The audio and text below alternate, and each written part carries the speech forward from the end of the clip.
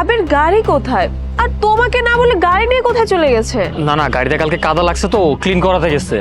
চলে আসবে, ও তো এরকমটা করে না। আরে মা, তুই কেমন আছিস মা? এই এই ফকিনের বাচ্চা, তোর কত বড় সাহস, তুই আমার ওয়াইফকে রাস্তাঘাটে এভাবে জড়িয়ে ধরতেছিস? এই তুই এখন আমার ওয়াইফের পা ধরে মাপচা, পা ধরে মাপচা। আবির, তুমি ওনার সাথে এমন ব্যবহার কেন করছো? একটা ফকিনের সাথে কিরকম ব্যবহার করতে বলতেছো তুমি আমাকে? দেখতেছো ওর গায়ে কি পরিমাণ ময়লা, আর ও তোমাকে যেভাবে জড়িয়ে ধরছে, আশেপাশের লোকজন দেখলে আমাদের মান সম্মান চলে যাবে। এক মিনিট, আবির তুমি ওনাকে ফকিন্নি কেন বলছো? উনি আমাদের বাসায় কাজ করতো, উনি আমাদের বাসায় কাজের মহিলা ছিল। ও আচ্ছা, কাজের মহিলা। এ তো ফকিনীদের থেকেও অধম। এর যে ক্যারেক্টার কি অবস্থা আল্লাহই ভালো জানে। মানুষের বাসায় বাসায় কাজ করে খায়, আর একজনের বাসা থেকে একটা জিনিস চুরি করে নিয়ে চলে আসে। আবির, কারো বিষয় না জেনে এভাবে যাতা কথা বলা ঠিক না কিন্তু। আরে কি যাতা বললাম, দেখো না একটা কাজের মহিলা, কাজের মহিলাকে কি বলবো? তুমি কি বলতেছো আমাকে? এই তোমাকে না বললাম যে পা ধরে মাপ চাইতে? এই কি ব্যাপার?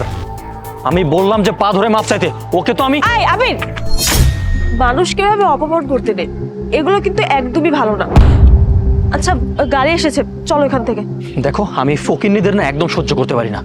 খালি ইম্পর্টেন্ট একটা মিটিং আছে, হাতে সময় নেই বলে ওকে ছেড়ে দিলাম, নাহলে ওকে পা ধরেই আমি ছাড়তাম। ঠিক আছে, চলো। মাগো, অনেকক্ষণ তো বসলাম, এখন আসি। হ্যাঁ, তোমার জামাই এবার এসে পড়লো, আসলে তখন আবার রাগারাগি করতে পারে। আরে না না, কিছুই হবে না, আপনি বসুন, আমি আছি তো। তোমার কি দিন দিন মাথা খারাপ হয়ে যাচ্ছে? এগুলো কি করতেছো তুমি? কেন? কেন বুঝতেছো না? আমাদের এই দামি সোফায় এই নোংরা মহিলাকে এনে কেন বসাইছো? আবির ব্যাস, তুমি কিন্তু তোমার লিমিট ক্রস করতেছো।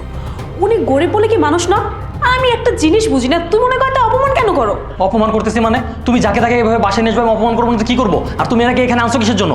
আর এখানে আমি টাকা রেখে গেছিলাম 20,000, ওই টাকাটা পাইছো? 20,000 টাকা? কই, আমি তো এখানে কোনো 20,000 টাকা পাইনি। মাই গড, মানে আসার সাথে সাথে টাকাটা চুরি করে ফেলছে। এই টাকা কোথায় আছে ভালো ভালো বলতেছি, বের কর। বিশ্বাস করুন সাহেব, আমি কোনো টাকা চুরি করি নাই, আমি টাকা দেখি নাই। একে তো বাড়িতে এসে টাকা চুরি করেছিস, আবার মুখের উপর মিথ্যা কথা বলতেছিস। আমি টাকাটা জাস্ট এখানে রেখে আমি নিচে গেছি আর আসছি। টাকাটা বের কর, ভালো কিন্তু আমি তোকে পুলিশে দিয়ে দেবো। সাহেব বিশ্বাস করেন, আমি কোনো টাকা চুরি করি নাই, আমি টাকা দেখিও নাই। কি একটা ঝামেলার মধ্যে পড়লাম আমি। তুমি এদেরকে কেন বাসায় আনো? এই যে টাকাটা এখন হারাইছে। এই তুই এখন এখান থেকে বেরিয়ে যাবি, তাহলে আমি তোকে কিছু বলবো না। বের হ। কি ব্যাপার, কথা কানে জানা, বের হইতে বলছি। এদের মতো লোকদেরকে না কখনো আর বাসায় আনবা না।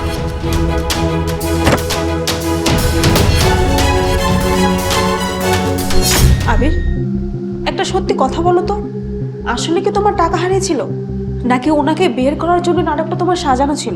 সাজানো ছিল অবশ্যই, কেন বোঝনি তুমি? শোনো, এই কাজটা তুমি মোটেও ঠিক করলে না। তুমি জানো উনি কে?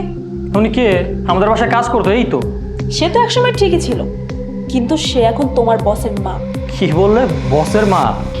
তুমি আমাকে হাসালে। এইটা যদি বসের মা হয় তাহলে তো মহাভারত অশুদ্ধ হয়ে যাবে। সময় হলে ঠিকই বুঝতে পারবে। কিসের মধ্যে কি যে বলো তুমি?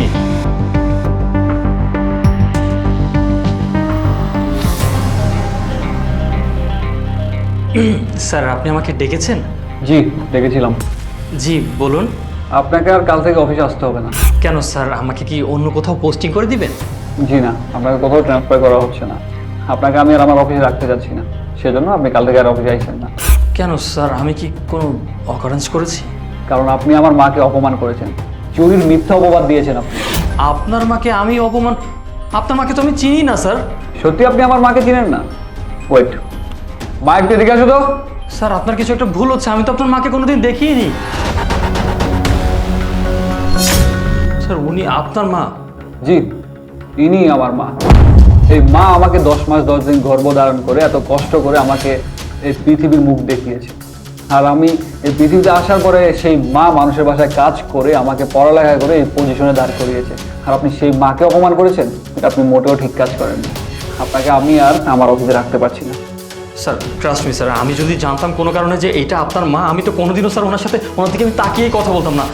আমাকে মাফ করে দিন স্যার। আন্টি প্লিজ আমাকে মাফ করে দিন। Sorry sir. সরি? আপনি কিসের সরি বলছেন? আমি কোনো সরি টরি শুনতে চাচ্ছি না। আপনি এখনই আমার অফিস থেকে বেরিয়ে যান। I said get out.